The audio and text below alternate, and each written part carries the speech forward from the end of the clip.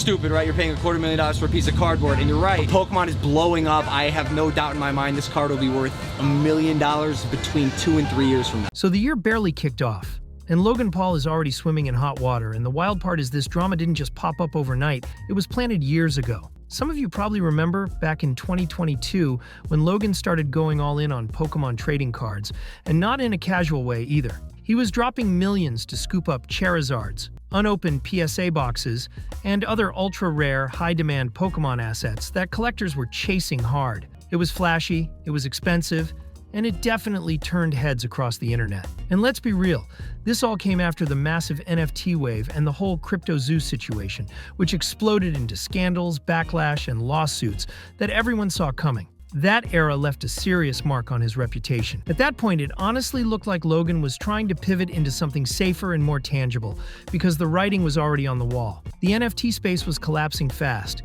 leaving countless investors stuck holding useless JPEGs, and on the surface, him stacking physical assets didn't seem wrong at all. If anything, it looked like a smarter, more grounded move for Logan. But then, those familiar gears started turning, and he stepped right back into risky territory, with what's now shaping up to be another questionable venture. That's where the Liquid Marketplace enters the picture, a platform claiming it would let users buy fractional shares of trading cards and high-end memorabilia. And yes, even NFTs. And that's exactly where this story takes a sharp turn. The rarest, most valuable card in the world, there's only one of them. One in a PSA 10, you see the label up there, meaning it's perfect. Now, on paper, this idea sounded slick and super appealing to the average person. Suddenly, you didn't need massive capital, sometimes millions of dollars, just to own a slice of collectible history. And that alone hooked people fast. It was pitched almost like buying fractional shares of a company, the same way platforms like Robinhood made stock investing feel accessible and easy. And you've got to remember the timing here. Back then, even massive brands like the NBA were selling digital collectibles, most famously the Moment series, where anyone could buy licensing rights to historic highlights like a LeBron James dunk or a Steph Curry three-pointer. Some of those individual moments were selling for over $200,000, with monthly trading volumes clearing $200 million on the platform. So my point is, by that time, people all over the world were fully bought into the idea of virtual ownership. And with Logan leading the charge on Liquid Marketplace, still rocking a relatively clean online reputation, aside from the Japan scandal, which was years in the past, many felt comfortable tossing money into the project he claimed he co-owned. In the introduction video, Logan flexes some of the platform's biggest ticket items. We're talking a PSA 8 Pikachu card, a sealed box of Pokémon cards, and several NBA trading cards, all stacked together with a combined value in the millions of dollars. But here's the thing. This was way back in the summer of 2022, and even then, the trading card community wasn't exactly sold on the idea. Skepticism was already in the air, and fellow YouTuber Rattle Pokémon has been firmly on Logan's neck about Liquid Marketplace since day one. Speculating that this whole venture could turn into the next crypto zoo, he kept calling out the more questionable pieces of the plan from day one. The warning signs were loud, and not everyone was buying the hype.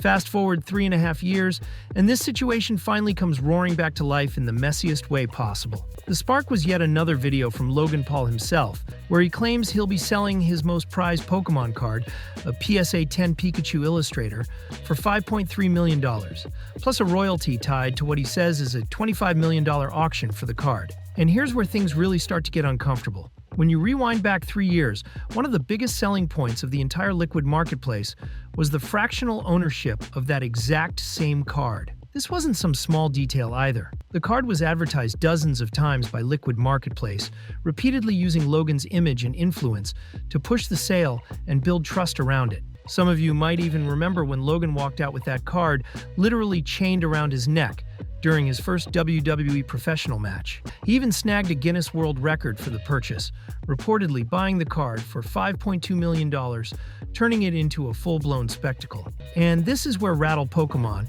real name Michael, slides right back into the story. For the past 3 years, he stayed locked in on this situation, digging deeper and uncovering multiple issues, especially surrounding this specific card.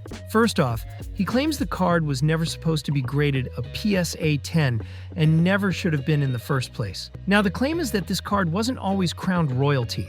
According to the allegations, it was previously graded a PSA 9 before Logan ever owned it.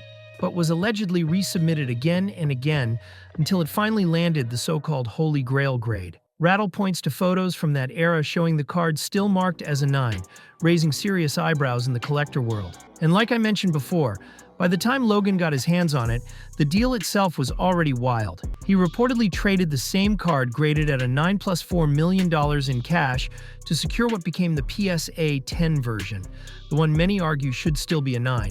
And that's exactly where the $5.275 million figure comes into play. Now things get even louder. The card is reportedly set to hit auction this February and is also slated to appear on a Netflix collectibles show, adding even more fuel to the fire. Some experts are already tossing around massive numbers, saying the card could fetch anywhere from $7 million to $12 million.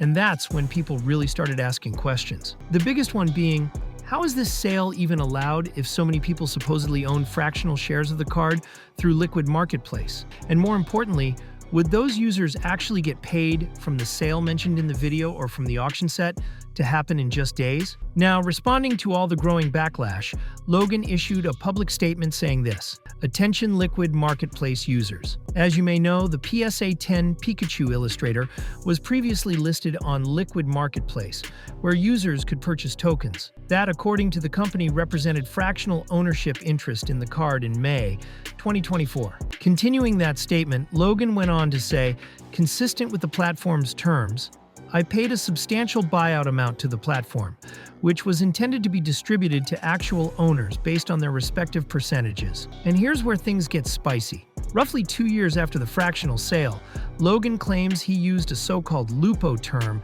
to buy back a rumored 49% stake of the card. According to that story, Logan supposedly always held on to 51% ownership, meaning this buyback would have given him the entire pie once again. The rumored cost of that repurchase? Around $250,000, which, if you crunch the numbers, values the card at roughly $510,000 total. And that's a massive gap compared to the flashy $5.275 million valuation being thrown around now. A night and day difference that instantly set off alarm bells across the collector and investor communities. Even worse, many investors are now claiming they never received their portion of that buyback payout at all. That's when frustration really started boiling over. Then things took another turn, with Logan adding, "Unfortunately, afterward the company and some of its principals face regulatory scrutiny, a process in which I have no involvement to insight, as it does not relate to me." That statement raised even more questions instead of answers. He later added that he recently learned that the platform also experienced operational issues, which reportedly affected user access to accounts and funds. As a result, many Liquid Marketplace users have allegedly been locked out, unable to access their money at all. He wraps it up by saying users still can't access their buyout proceeds or wallet balances, with no clear timeline for when anyone will actually be able to withdraw their funds. He adds that he's actively working with Liquid Marketplace to help get those funds released soon, just as originally intended when he repurchased the illustrator in May of 2024, telling everyone to stay tuned for updates. Now, in my personal opinion, this whole situation is starting to look way too familiar. Almost like a Crypto Zoo 2.0 scenario unfolding in real time. It also feels like Logan is slowly trying to wash his hands of the entire Liquid Marketplace concept altogether. Michael points out that even back in 2023, Logan had already started distancing himself from the company. Since then, Liquid Marketplace has basically gone dark on social media, and the platform itself is currently inaccessible, which only adds to the concern. And honestly, that timing lines up. By June of 2024, the Ontario Securities Commission reportedly hit Liquid Marketplace with allegations of a multi-layered fraud. Logan's name isn't actually listed in the paperwork, though. It only names 3 individuals: Ryan, Bahari, Amin, Nick Doe, and Dennis Demi. And let's be real for a second. That lineup sounds less like a corporate leadership team and more like the villains from an over-the-top action movie. According to the OSC, the founders of Liquid Marketplace allegedly spent $3 million of the $10 million raised from investors on personal enrichment, including designer clothing, jewelry, and luxury watches, all while using shell companies to move money around. They also claimed that the FE tokens, meant to represent fractional ownership, were actually unregistered securities, which is a huge deal. In other words, those tokens allegedly weren't compliant with the SEC at all. That means they may not have represented real legal ownership. And on top of that, The OSC argued that many of the items listed on the platform weren't properly authenticated or insured either. Still, this case won't even be heard for months, likely not until the summer. Like I've said before, Logan is not listed in the OSC complaint, and some speculate that this ongoing investigation could be exactly why investors still haven't been paid from that buyback. If regulators are involved, everything slows to a crawl. So for now, anything connected to Liquid Marketplace is essentially frozen in place. And honestly, my conclusion lines up with a lot of people watching this unfold. In my opinion, whether it was CryptoZoo, NFTs, Pokémon, or blockchain projects, Logan just wanted a piece of the action. He attached his name to multiple ventures that eventually started looking extremely shady, to say the least. At this point, that's all the confirmed information we have. It'll be very interesting to see what happens with this auction in February and how this whole Netflix episode plays out. Either way, I want to know what you think about the Liquid Marketplace fiasco down in the comments, because the Pokémon and trading card community is absolutely buzzing right now. And if you made it this far, don't forget to like the video, subscribe to the channel, share it with someone who needs the full breakdown, and drop your thoughts below. It seriously helps the channel grow and keeps content like this coming. Thanks for watching, and I'll catch you in the next one.